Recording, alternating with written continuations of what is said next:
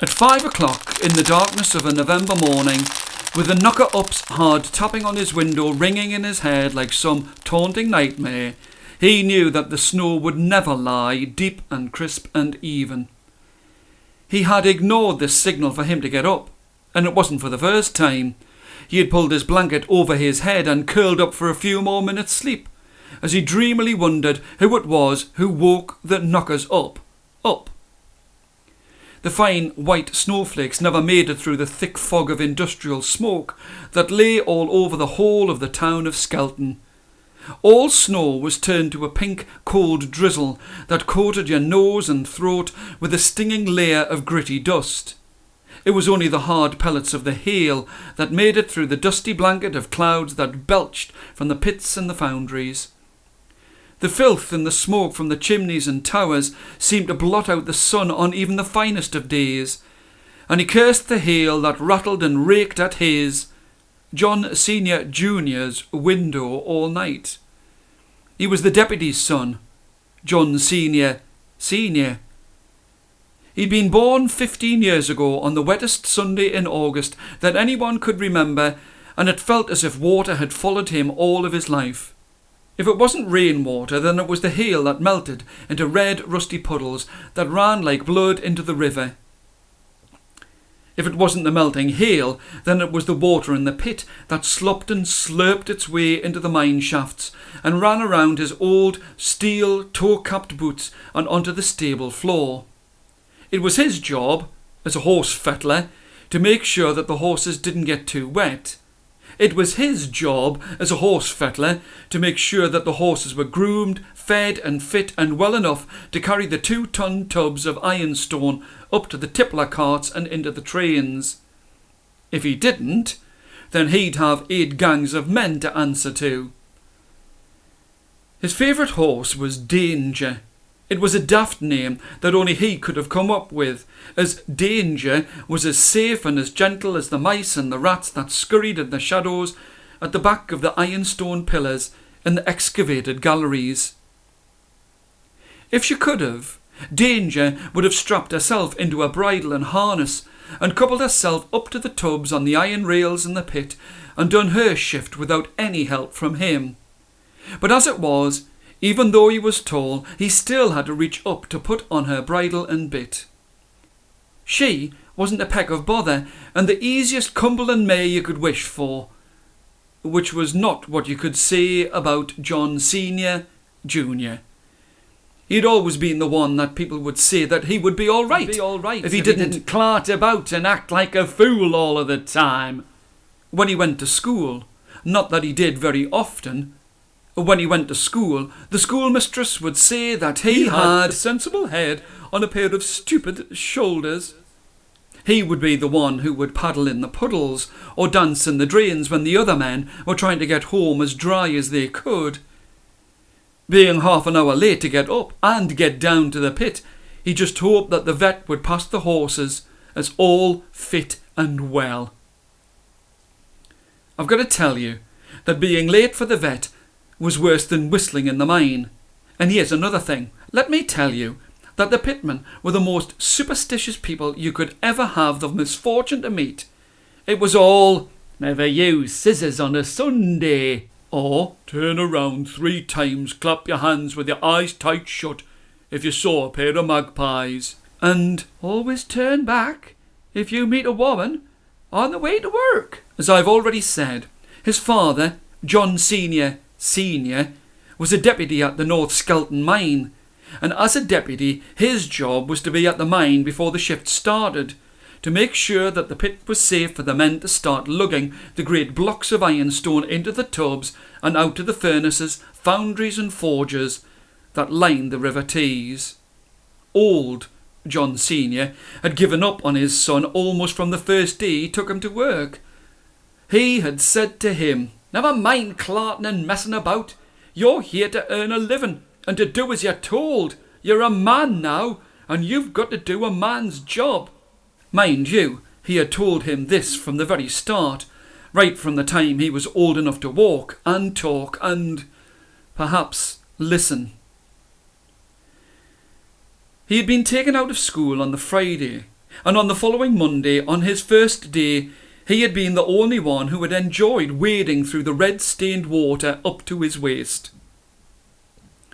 He wasn't proud that his dad was showing them all about the safety in the mine, but he was very curious as he watched his dad lop off a couple of skull-cracker rocks in the 20-foot high ceilings to make sure that the men could work safely below. What happened was this. When his dad wasn't looking and the other new lads were taking a break and wondering with regret what they had let themselves in for, young John had taken the inch-thick iron pole with a forked lever at the end and had whacked the ceiling as if he was trying to get through to the sky above. He had thought that his dad would be proud of him doing such a hard, heavy man's job so well. He did it again and again, prodding and poking, pulling and levering stones out of the roof above, before his father called out to him to stop before he brought the whole of the ceiling down on them. But it was too late. Instead of making the roof of the pit safe, he brought the best part of 15 tons of shale and sandstone down onto the rails, and as the choking dust settled it could be seen that it was covering the once clear run that had taken the whole of the shift 4 days to clear after blasting the jud from the pillars. When will you ever start to learn that you can't just do what you want to do? You can't clot about like that. You're lucky to be alive, you damned fool. His father bent down to see that in his foolishness his son had been caught by the sharp edge of a stone that had left a gash on his arm that left a throbbing scar like a savage reminding tattoo just above his right wrist. The crash of the roof being broken had brought the rest of the men. They were all running to see what had happened. They had thought that a creep had started. Some of their glimmers, the candle lamps, had been blown out when the shale and sandstone had fallen down. They had all thought the worst. They had thought that the sides of the cathedral-like chamber, made by blasting channels through the rich seam of ironstone, had collapsed, and they were all in danger. The whole point of mining was so that the men would take their 3 or 4 pounds of explosive black powder, and first thing in the shift they would bore their holes and blast out a passageway. As long as you were 2 corners away, then you were safe, or as safe as you could be, in an enclosed space with people setting gunpowder off all day. As John Sr. had taken the pole from his son to stop him causing any more damage, it looked as if he was the one who had caused the roof to collapse. Some of the older miners knew that it couldn't possibly be him. He had a feel and an ear for the roof. He had to feel for the keystone that would make it a place where they could work without the roof caving in on them. He could make a place safe just by feel alone, because there was no way that you could see so high up. One by one they all looked at his son, then looked at the blood from his wound, and they would have said something to him. They would have cuffed his ear and made sure that he never made his living underground. They would have done all of this if he hadn't have been the deputy's son. Before they had a chance to speak, the deputy stood up and away from his son, pointed to a couple of the tallest, strongest men and spoke with an air of authority and determination. "Look, lads, the roof's given way here and we need to get it cleared. You, Jim Carney, and you, Tom Cleaver, get your gangs to get this muck out of here and we'll all be earning a bit more money before the shift's over. Accidents can happen, and we're lucky that it was just a fall of sandstone. No harm done, and I'll see you right with the owners next payday." This was little or no consolation, as shifting shale didn't get them any pay at the tippler up at the top. All it did was make the slag heap bigger and make more work for them. John Jr. was never allowed to go into the mine as a miner, even as a deputy's son. He couldn't go into the pit to hack at the ironstone, not after what he had done, not after his clarting about. That was why he was a horse fettler. But if he didn't get out of bed soon, then he would find himself on the slag heap too. Ever since that day when he'd brought the roof down, he had been met with nothing but hatred and contempt. The miners were nasty to him and would try and get him fired. They were jealous of the fact that he'd been given an easy job looking after the horses. They were angry that he'd been given a second chance when they knew that they would have been out and on the parish if they had wasted the best part of a shift clearing out shale and sandstone. The miners were angry with him, and he felt lonely and angry that he had caused all of this trouble. It meant that he always had his lips downturned, and it gave him a harsh and a nasty look to his face. He could hear his mother sigh in the kitchen below as she started to make her way upstairs to try and wake him up for his shift. Before she had reached the third step, he had bolted from his bed and had his woolen breeks on and his dirty black flat cap on his dust-crusted, sweat-spiked hair, as if he had been awake all along. He was just putting his baggy waistcoat on and fastening his broad leather belt as she entered the room with a bottle of water and a jam and bread butty in her hand. Our lad, when are you ever going to learn that you've got to do as you're told? The knocker-up's been ages ago, and you're going to be late. Your dad can't cover for you forever, you know. Your dad's very good to you, In the moment that it took her to talk about his father, he remembered when he was a child and he had longed for his father to return from his shift.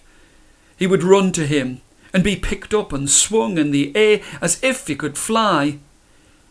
Now all he could think of was how he was a nuisance and a disappointment to his father and the men on this shift. John Senior, Junior, grabbed the bottle and the newspaper-wrapped slices of bread and gave his mother a slight kiss on the cheek. He could see that he had left a small smear of ironstone on the side of her face, and he told himself that he must wash before he went to bed in the future, even if it was in the freezing cold water. "Bye, Mum. I'll try and do as I'm told," was all that he said. He had meant it, but as the door slammed behind him, he could hear his mother sigh again. John liked his sleep. No, he loved his sleep, and he wished that the world could be as warm and as friendly as it was in his dreams. But it wasn't. In the street, the hard grains of hail stung his eyes with their near whiteness, and now, on top of everything else, he was going to have to spend a bit more time in the meeting place at the head of the pit to let his eyes get used to the dark. Most of the miners liked the autumn and winter, as this would mean that they went to work in the dark and didn't have to waste too much time getting used to the gloom of the pit. That meant that they could earn more money. If he made them wait for danger to take away their tubs, then it would be worse for him. And even though he didn't want to, he knew that he would have to run to catch the cage to lower him down to the stables.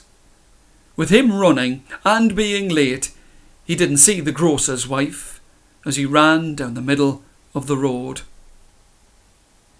He grabbed his tally, his round brass number disc that was hung up on the wall at the pit head, and he used this to show that he was in the pit and working. He had an angular number 5 stamped onto his. The grooves were old and deep and filled with sweat and ironstone dust from all of the miners who had used this disc before him. It had a metallic smell to it that reminded him of money. It reminded him of money and work. But there was no time for that now. He could see the other shift workers sitting in the meeting place with their glimmer candles in their helmets, just waiting for him. "Why, man, thank the Lord, at last the gaffer's favourite son has decided to turn up." He couldn't see who had said this, with his eyes still flaring from the white of the hail outside. "Oh, aye, I feel very privileged to know that he wants to work with us today." He felt a hard and a heavy crack against the side of his head. A hard and heavy crack against the side of his head that knocked his flat cap off his head as a gruff voice that he thought he recognised whispered in his ear, "Aye, you'd better start pulling your weight, son. I had to wait a good 3 minutes before you and Danger came along to take away me tub. I'm not going to have to lose money for you, you little... In the distance, there was a loud, earth-shaking, ground-rumbling, unmistakable boom of another pillar being blasted out in the mine. There was a general murmur of agreement amongst the men, as they all let their resentment rattle and echo in the dark and gloom of the pit as they stood up to go. If the other men were blasting at the iron stone, then it was time for them to get a move on. John could feel himself being gracelessly hauled up by his collarless shirt as the same deep voice threatened him again. Aye, you'd better make sure them horses are ready, 'cause we're not waiting for you. Get your eyes used to the dark.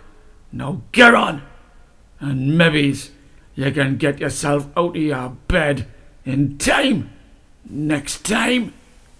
It was a good job that he had worked at the pit for over 3 years. Otherwise, with his eyes stinging and his head ringing with the threats of the other men, he would never have found his way to the stables. In the stables, he felt secure and safe, as the horses were the only ones in this underground world who saw him and valued him as a friend.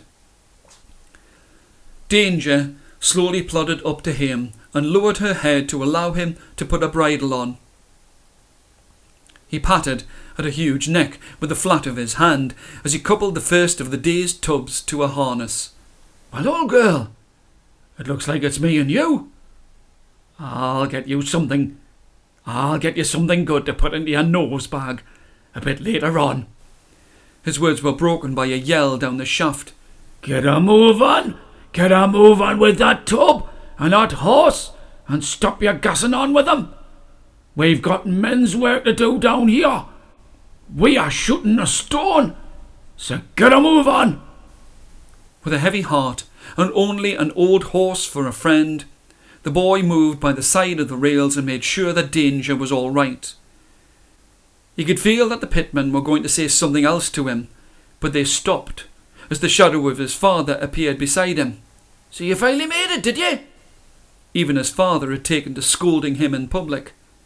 John Jr. wished for the days when he was a child and proudly hoisted high in the air as his father swung him down the street. His father spoke again. Come on, boy. You can let old Danger look after herself. The other horses... He spoke to his son as if he were a fool. The other horses? Remember them? There was the distant boom of another channel being blasted out of the iron stone. Danger nervously kicked with its heel as the reverberating stopped. The other horses? They need to be looked after. Lancelot Baker's coming for his inspection. The vet. Remember? The boy nodded and felt the shape of the scar on his arm and thought that it would be better to do as he was told, especially since his father was being watched by all of these men. As he returned to the stables, he stamped defiantly in a blood-red puddle that sent water splattering all over the great coat of Lancelot Baker. Oh, well, I wasn't expecting that. The vet's voice was calm and deep. It's a good job you keep a good stable, even if you are a little late. It's a good job you keep a good stable, otherwise I would have you flung out on your ear, young man, for drenching me in this water. With an officious turn and a brisk brushing of his coat, the vet gave John Senior Jr. a certificate of good management. I'll bid you good day, and I'll send the bill to you for the cleaning. He pointed at the blood-like stain on his coat. I'll send you the bill for the cleaning of my coat. Surprised and elated at the idea of getting such a good report for his maintaining of the stable, but sad and heartbroken at the idea of having to pay a week's wages to clean the coat, he allowed himself to do a little dance in the soiled water of the pit. He wasn't sure if he was dreaming, but the water seemed a little deeper than it had been just a few minutes ago. A few minutes ago when he'd been talking to the vet. This was not a good sign. If water could get in, then it meant that there was a gap between the rocks. If the water was a deep red, then it had been there for a long time, and if it had been there for a long time, then it would have worried at the ironstone rocks and made them unsafe. He shouted for his father. "Dad! Dad! Come and look at this!" The replies that he got were not what he wanted. Less of that shouting for your dad. We've got men's work to do. "Just listen to him. Dada, Dada," they mocked. John Senior could see that there were men walking between the rails with black powder in their tins and squib fuses to light. "Look, son, why don't you get a job outside of the pit? Save us all a lot of bother. We've got ironstone to blast out, and no time for you and your clarting about." The boy wanted to talk to his father first, but there was no time. He excitedly pointed to the water on the floor and stood between the men and the area that they wanted to blast out. "Look! There's water!" The men looked at him. Then they looked at each other. One man fell to his knees and started to pretend that he was praying. "Oh my good Lord, there's water, there's water. We'll all be washed away. Please save us." The men were laughing at this. But the unmistakable gruff voice that had threatened him at the meeting place broke through them all. "Of course there's water. There's always bloody water in the pit. It wouldn't seem such a surprise to you if you weren't just a stable lad and you did some proper work like your dad." He reached forward and pushed John out of the way. "Let me get on me work. We've all had enough of you and your shenanigans." The general agreement from the rest of the gang was stopped when the deputy, John Senior, came into view. "What's all of this? And you?" He pointed at the gruff-voiced man. "And you, Walter Case? You had to move you from Eston, 'cause no one could stand your bullying ways. So you'd better keep a civil tongue in your head if you want to work at this pit." Walter was forming his hammer of a hand into a fist and walking towards the deputy when it happened. Fire! It wasn't an urgent cry, but the usual moderate cry when a squib had been lit to blast a passageway in the stone. The men, slowly, dutifully and carefully, moved 2 corners away to be out of the way of the blast. Even with their ears covered, it thumped in their chests and rang in their ears. The dust was all around and hung above the floor. But this time it seemed different. The dust was rising. The dust was rising because the water underneath was getting deeper. John had been right. For once. There were cracks in the stone, and the water was a danger to the men and the horses. He bounded over to the stables as he heard the creaking of the stones. If everything went well with the blast, then the passageways would be straight and true. But when there were cracks in the stone, then the stone would slip over and shoot out any way that it wanted. It was known as the creep. In the teeming, freezing water, as John Jr. untied the bridles of the horses from the last shift, the air resounded with the pitiful cries of scared men yelling, The creep! Save yourselves! The creep! Run for your lives! He felt calm as he lifted the bridles and bits as the roar of the stone became worse. He smacked at the haunches of the animals and pointed them up the tunnel and away to safety. Then it happened. The roar stopped for a moment, and he could hear the men sigh with relief as they thought it had all stopped. But they were wrong.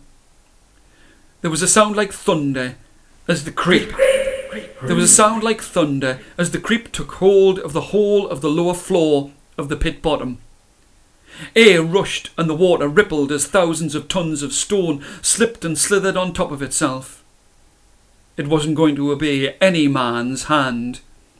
The lights in the helmets were put out, and grown men wept like children, and all the while John Jr. lifted the reins and tethers of the horses and led them up to the tunnel to freedom. In the dark, he could feel a friend by his side. Danger was there beside him, still attached to a full tub. His voice was still and calm. "There you go, old girl." He lifted the reins and harness from her shoulders. "You get yourself away. You know the way. It's a little while since you've seen the light of day now, isn't it?" The horse stood still. He slapped at its hind quarters. "Go on, off you go." The horse remained by his side. "Don't you worry about me.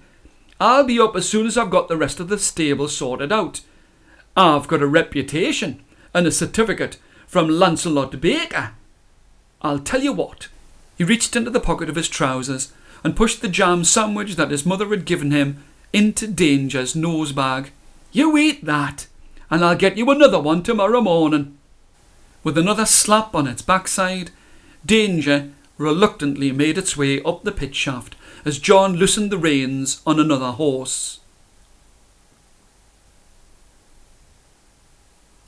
The next morning, when the dust had settled, every last one of the horses stood outside, blinking in the glare of the crisp, frosty November morning on the dusty excuse of a field by the pit head, as the tally discs were all gathered.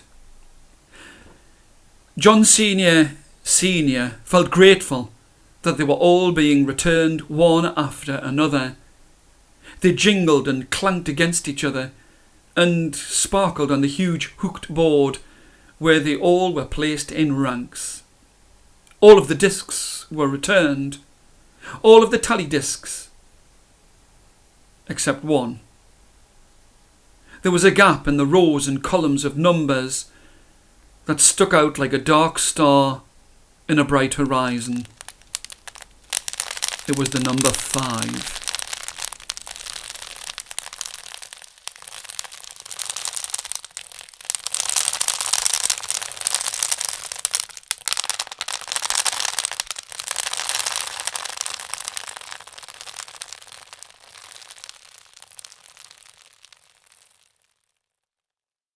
Six skinny, scabby, scary, skeletons, delivered slowly, scoffing 6 soggy, sweet sausages. Six skinny, scabby, Six skinny, scabby, scary, skeletons, slivered slowly, scoffing 6 soggy, sweet sausages. Skeleton, slivered. Slowly scoffing 6. Six skinny, scabby, scary, skeletons, slivered slowly, scoffing 6 soggy, sweet sausages.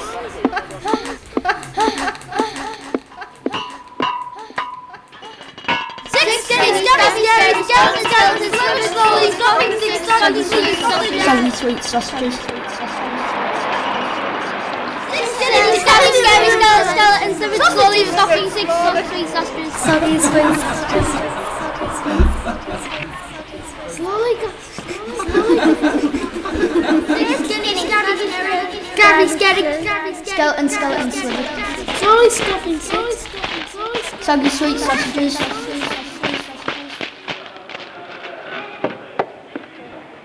Six skinny, scabby, scary, skeletons, delivered slowly, scoffing 6 soggy, sweet sausages. Skeleton, slivered. Skeleton, slivered.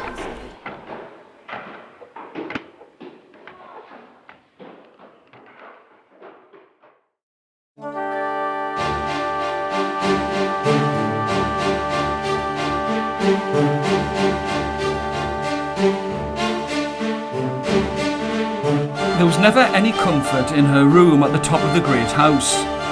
There were the remnants of a tired candle, an oaken wooden doll with leather joints that she had always had since before she could remember, and there were her boots. No books, no toys, no mirrors, not that she would want to see how she looked. And even in the summer, the stifling heat of the night would make it difficult for her to breathe, and she would have to push her long, straight, sweat-stained brown hair out of her hazel green eyes.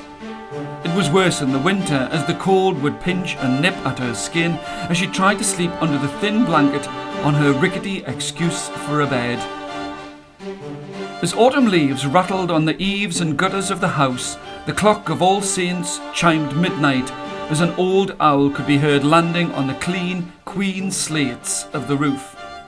She loved to hear the owl. It was as if he was her guardian.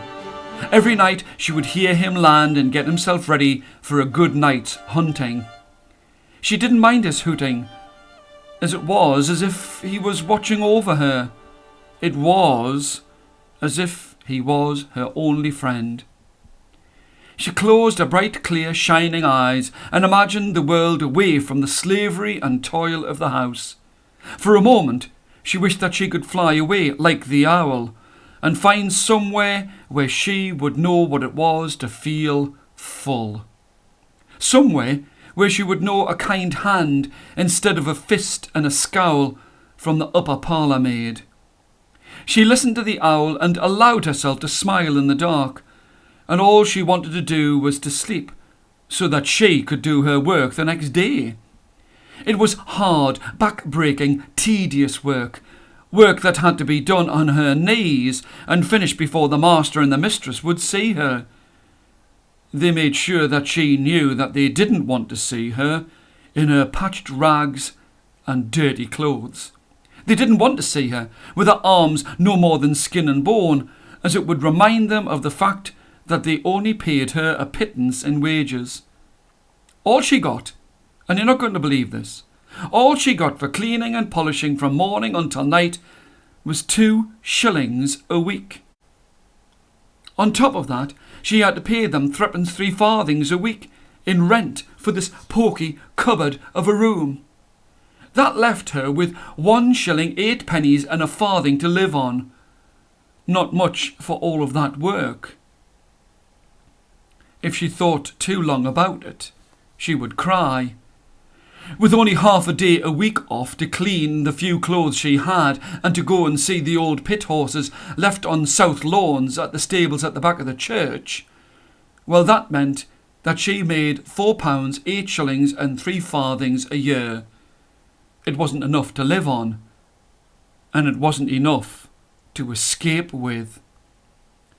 She had been bought for 20 shillings, like a horse, from the Swilly family up on Stackgarth Lane.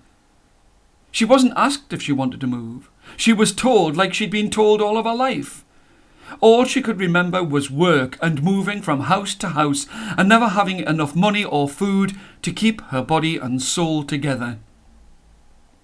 It was no wonder that the master and the mistress didn't want to see her. They had everything that they could ever want from the mine. It wasn't as if they worked for it either. The master's family had been farmers in Skelton since before the mine came. His family had land that the Ironstone Company wanted, and he held on to it until they had paid him a fair price. A fair price. That's all I wanted, a fair price for a rich piece of land. Grace Garbutt had heard her master say this a lot. He had said it every time he had a dinner party in the great house to show off his new-found wealth. But now all she could think about was her work for the next day. It was work that needed sleep to be able to do it.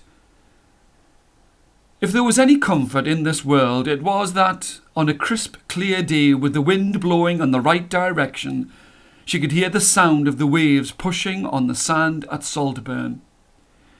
The other scullery maids had told her about Saltburn and all of the things that you could see and do by the side of the silvery sea.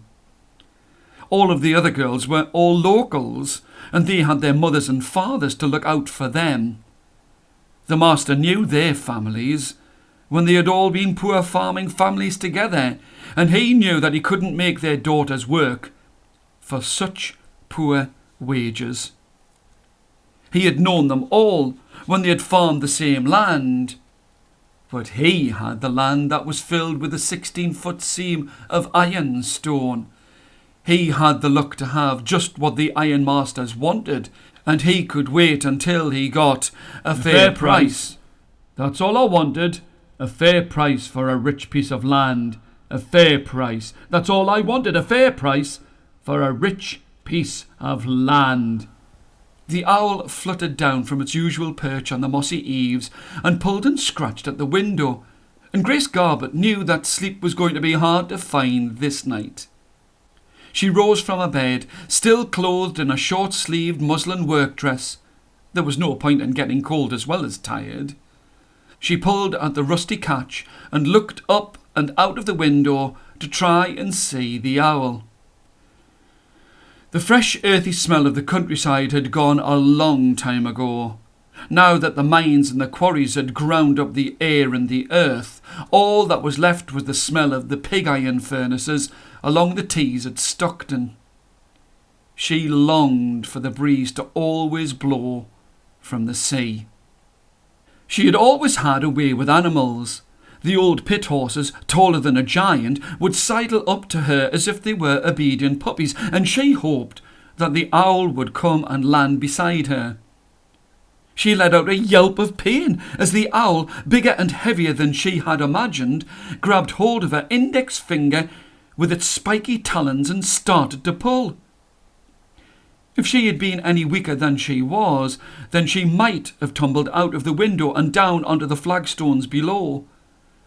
She had often wished that she could fly far away from this place, but not at the cost of her own life.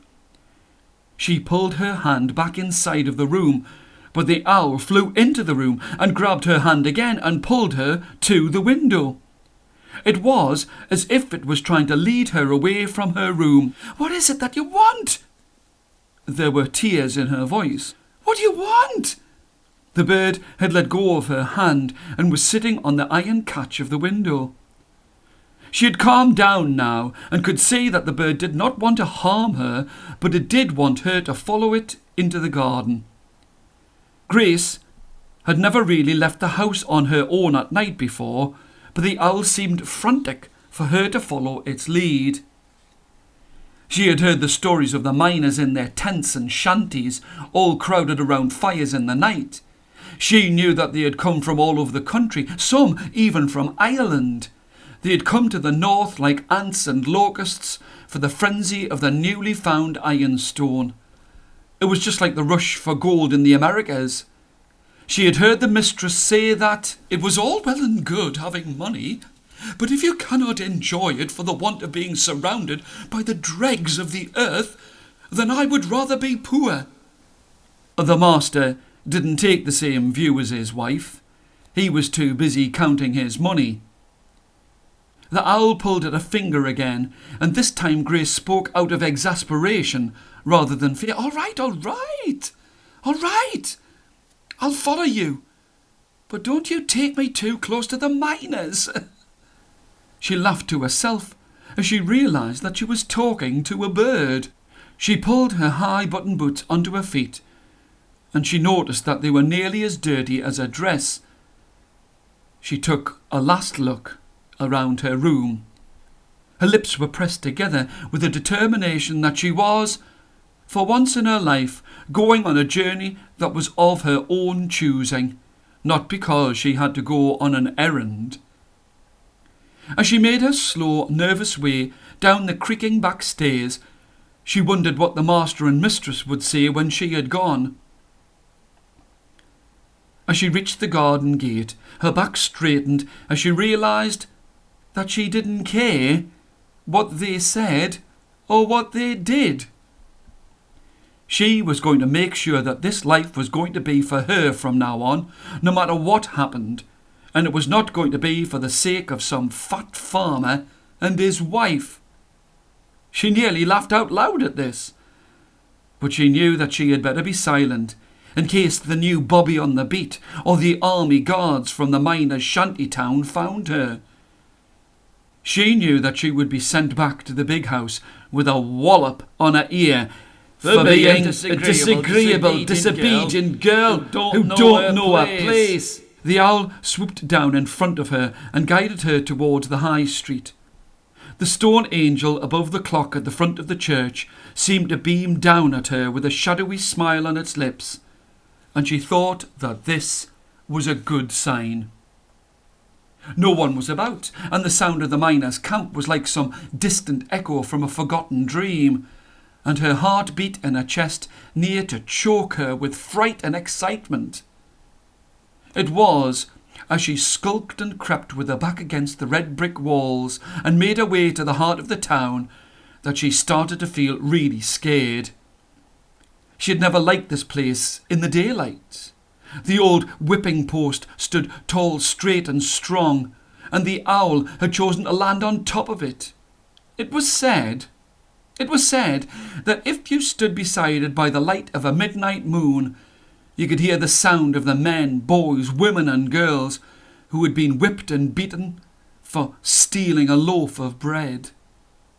She tried to walk as tall as she could to show that she was not scared, but she couldn't lie to herself, even at the best of times, and she whispered out loud, "Please, Owl, please find another place to perch. Take me away from this fearful place."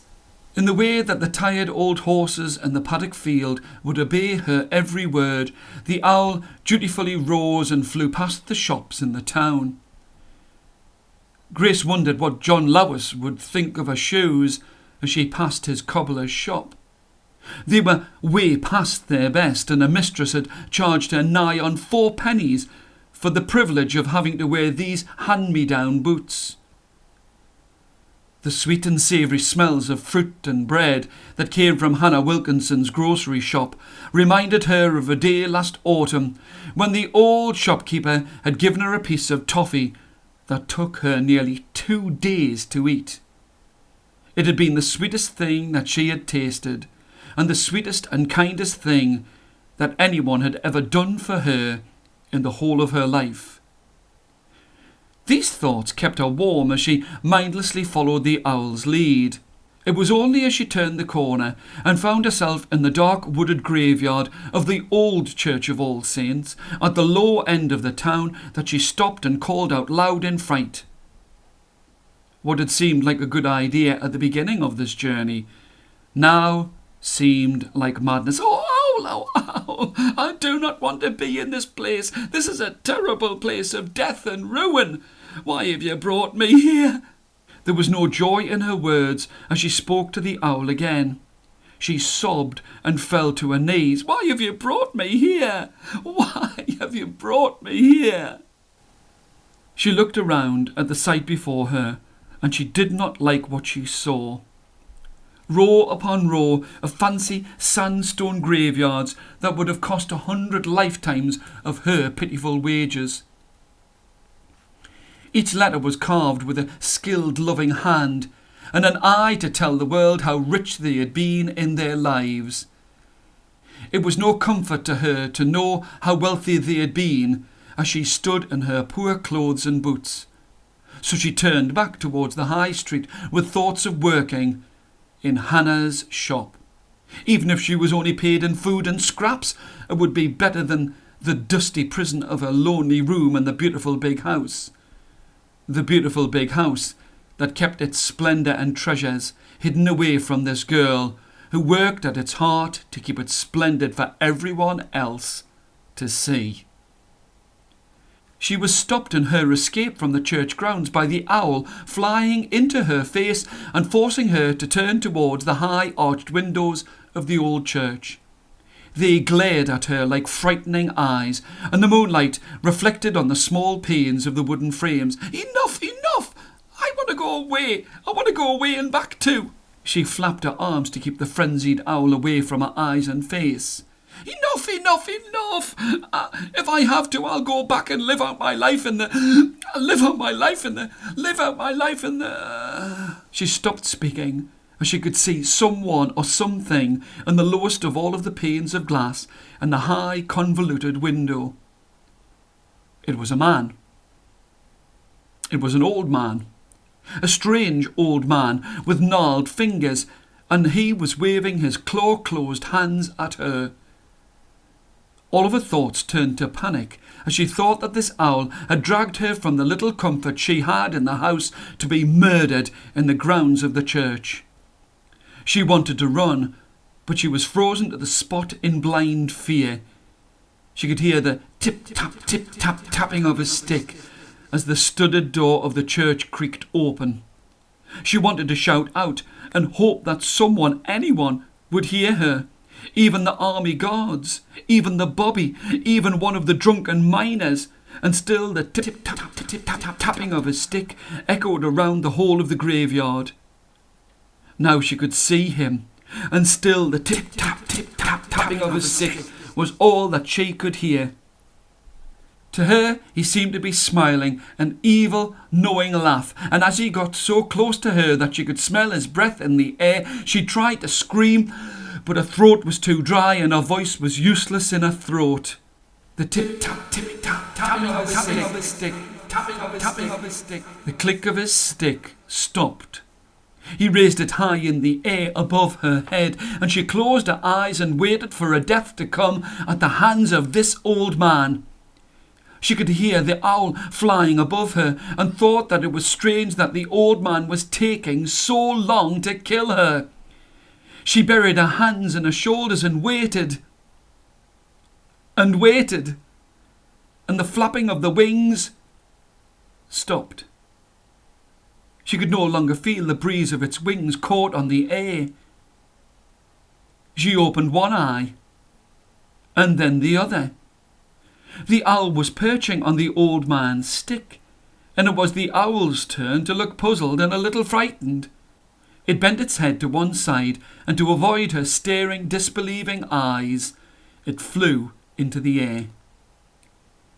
She relaxed and looked at the old man as he lowered his stick to rest his back. Even in the moonlight she could see that his eyes were the same hazel green as her own. His hair was as straight, and if anything, a little longer than hers. He spoke with a voice that banished all care from her terrified heart. "My dear, I do not wish to do you any harm. I have seen you in the town, and I've been looking for you for many years. You have been bought and sold many times, and it took me a long time to find you." This was the strangest thing that she could have heard. She wanted to question the old man, but before she had a chance to speak, he started again. "Let me tell you that you and I are of the same blood." He pulled the lower lid of his left eye down to emphasize the colour of his eyes, and he pointed to her eye. "You and I are of the same stock." He laughed a deep, melancholic laugh as he pulled at his long hair and pointed to her hair. "And I have something that you might recognize. Something that you might recognize that I made for you and gave to you as a baby." He plunged his hand into the depths of his worn and patched pocket, for his clothes were as ragged as the girl's. She flinched as she thought that this might have been some trick to threaten her with a knife or a blade, but her fears were unnecessary as he brought out something small. In the dark, she couldn't see exactly what it was, but there was an air of familiarity even in this dim light. "I do believe that you might recognize this." The girl strained to see what he had hidden in the palm of his worn hand. It rattled and clicked in a way that only a wooden doll with arms and legs of oak and hinges of leather could do. "Are you? Did you? Could you be my grandfather? Where did you? Why did you let me be?" The girl had 1,000 questions she had made in her head on 100,000 nights as she had lain in her bed. Questions she would give to anyone that knew where she had come from. She wanted to know why she'd been sold by her parents as a cleaning maid. She wanted to find the answer to all of her aching questions, but the old man spoke slowly and carefully to stop her torrent of words. "We will have time enough in the rest of our lives to find out how your life came to be the way that it is. I wish that I could say that I have more money than iron in the ground, but I do not." The girl didn't care. She had never been spoken to with such care and respect in all of her life. He continued, "I live by my wits on scraps and findings, away from prying eyes in the broken house behind the sandstone quarry. I can offer you a room and a bed of your own. The roof may well be broken, but it is cool in the summer and warm in the winter, and you can come and go as you wish. All of the prizes of the Indies could not be so great as the chance to live a life that would be her own.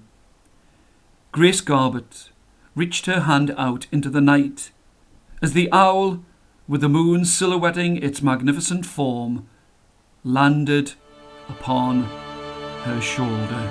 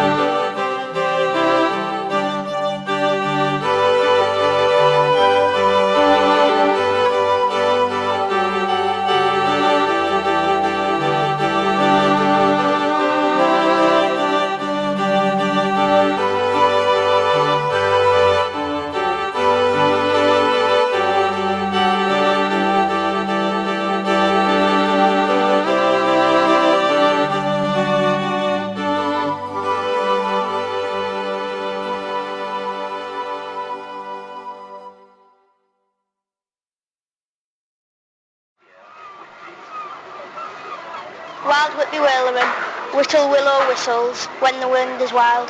When the wind is wild. Wild Whitby whalermen, whistle willow whistles. Wild Whitby whalermen, whistle willow whistles when the wind is wild. When the wind is wild.